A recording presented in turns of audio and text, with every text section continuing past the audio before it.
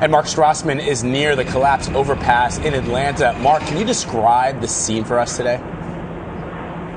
Hey, Vlad and Emery. Sure. I'm standing about 25 yards from the collapsed overpass. You can still see the concrete rubble smoldering.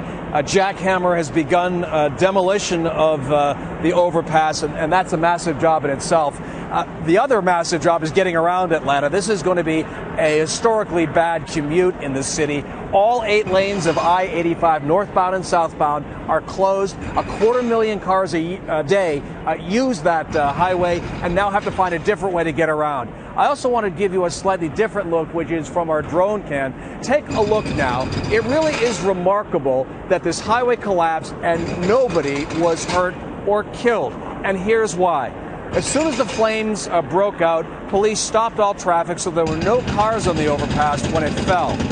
The second life-saving move was by responding firefighters. They were underneath the overpass, looked up, saw concrete beginning to crumble, and evacuated just a couple of minutes before it all came tumbling down. So, Vlad and Emery, a lot of quick thinking and a little bit of luck really saved the day as far as lives are concerned. But what a project this is. Yeah, we can see they're already getting to work there. Any word from investigators on what caused such a massive blaze? Well, there were spools of a plastic material called conduit, which wires are put through and then laid underground. Somehow the fire started. Nobody knows why. I was told that this is an area where homeless live. There's a skate park down the road. This happened at 6:30 at rush hour. Maybe somebody saw something, but clearly how this fire started, as well as what they're going to do now that the fire's caused all this damage. That's among the many unanswered questions here is how it started and what is Atlanta going to do to recover from all this?